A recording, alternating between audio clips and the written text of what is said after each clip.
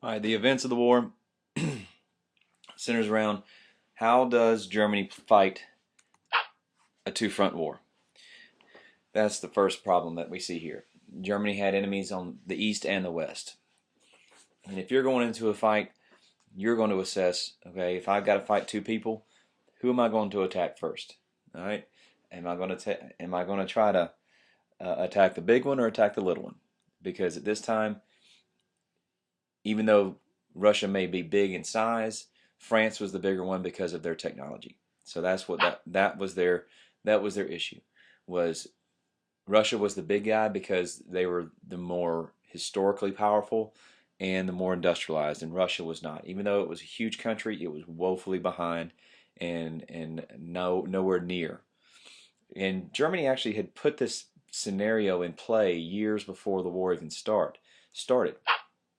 And so they had a defense minister that came up with this plan called the Schlieffen Plan. Defeat France first with your whole army, because Germany's army was the best in the world. Nobody could stop them. Then attack Russia. Don't divide the army. Don't split your army in half, because even if you are the greatest army in the world, half your army can still be beaten by anybody else. And so that was their plan.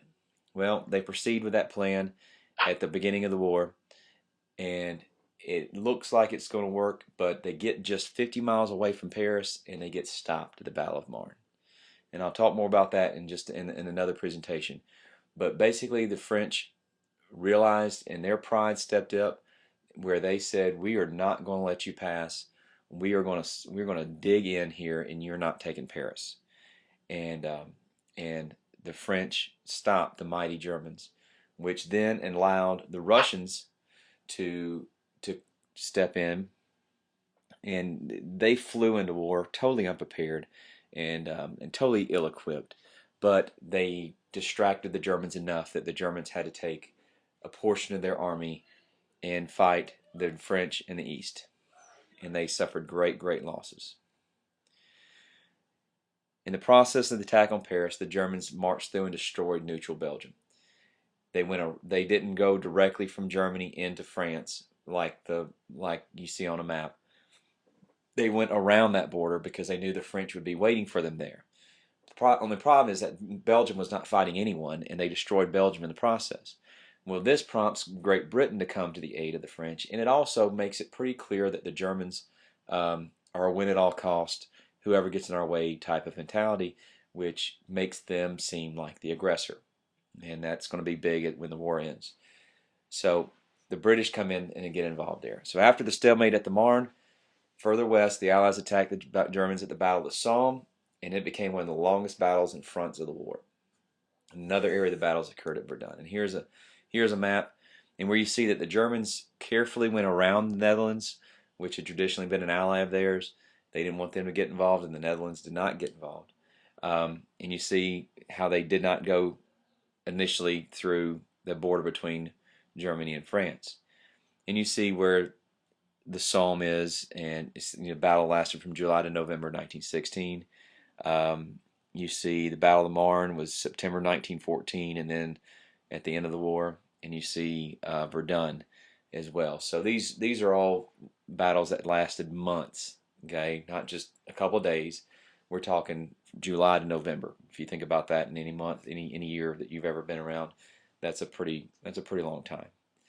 And you see how Verdun occurred February, July of 1916, and then the events moved to the Somme, moved west. And so it was this trench warfare that we're going to talk about in these other slides and other presentations that made this happen. In the east, Russia lost and lost more. They were not prepared to fight a modern war, as seen as in what other war, which was, of course, the Russo-Japanese War. The Russians finally surrendered due to a revolution in their own country because it was going so badly. They overthrew the Tsar, and then another revolution occurred because the new government decided to stay in the war and lost even more. And so a second revolution broke out, which resulted in them finally surrendering.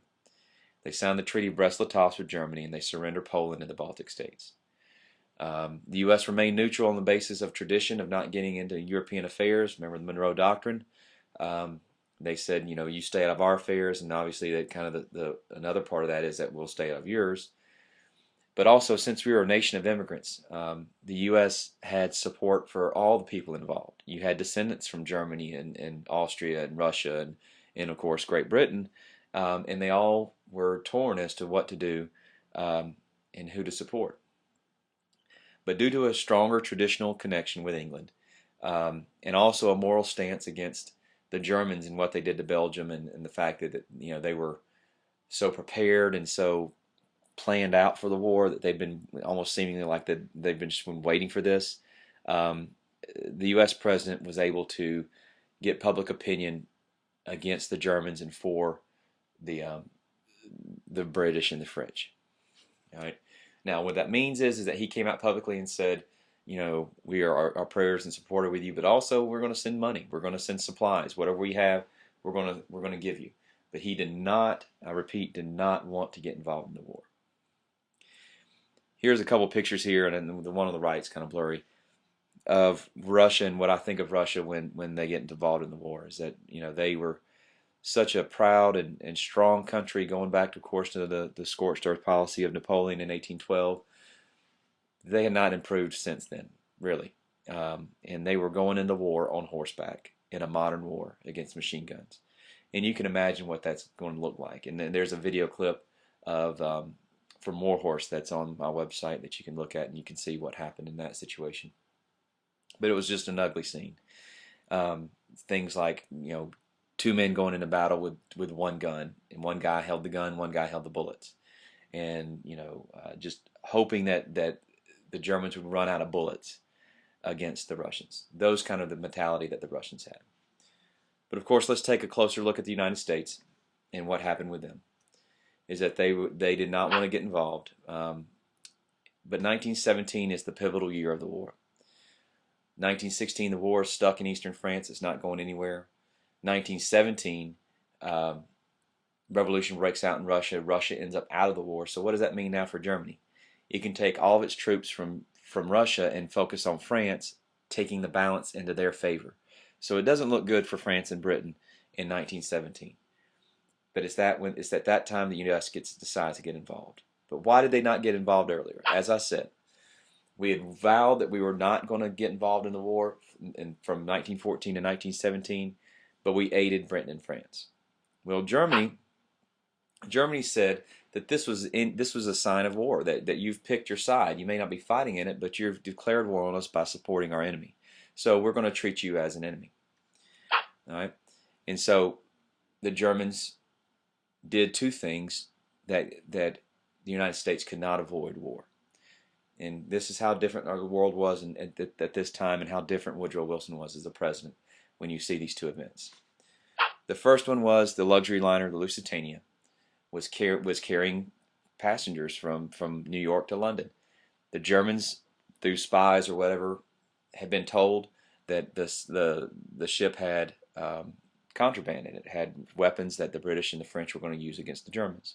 So a German U-boat, a German submarine, sunk the ship, killing 128 Americans, 1,200 passengers in 1915. And once again, can you imagine if this happens today? What's going to happen as a result of that? President Roosevelt stays neutral. He does not declare war. He comes out and says submarines need to be banned, all that stuff. But nothing happens after that. And the second was the Zimmermann telegram. What was that? I'll have to explain in just a minute. Here's two different perspectives on the Lusitania. The upper right-hand corner is the Lusitania sunk, is from the New York Times, showing the ship, which ironically was from the same company that the Titanic was. That company had some pretty bad times. And then the bottom left is a German postcard hailing the captain of the U-boat as a hero. So that was that's kind of a different perspective here. But we still did not declare war. And the Zimmermann telegram was the last straw, so to speak. Germany wanted U.S. to stay out of the war, knowing that they were about to win the war. And German diplomat Zimmermann sent the telegram to the leadership of Mexico, which Mexico is going through a revolution at this time. They're very unstable. But some of the rebels had gone into America and then into New Mexico, and had killed U.S. soldiers, and then the U.S. could never catch him. And his name was Pancho Villa, and we'll talk about him later. Um, they were never able to catch him. So in Mexico's and Germans' mind, the U.S. Army was not strong, and the Mexicans could give them a fight. And the promise was that if you declare war on the U.S., you'll get back Texas, New Mexico, Arizona, Nevada, California, all the land you lost in the Mexican-American War in 1848. You know, that's what you stand to gain here. Well, Mexico says no, of course. We intercept it, or the British actually intercept it. We see it, and we're like, these people are going to do whatever they want to, or whatever they can, to get us fight somebody. And so we take this as a clear act of war, and we can't avoid it. So here's Wilson, who had said we're not going to go in the war. He finally says we have to go to war here. They're going to be fighting us one way or the other. So we were not experienced at all. We were pretty much a joke. But the fact that we were fresh and we were, you know, more fresh bodies, the sheer mass of our soldiers helped win the war. All right, so we pushed the Germans out of France. Those battles that had been sitting there forever get won by the U.S. And the war's over within I think 11 months after the U.S. joins the war. I may be wrong on that, but it's a short amount of time. The war is over by 1918. Okay, and here's the political cartoon about the Zimmerman telegram, and here's the actual Zimmerman telegram. And I believe that concludes this second presentation.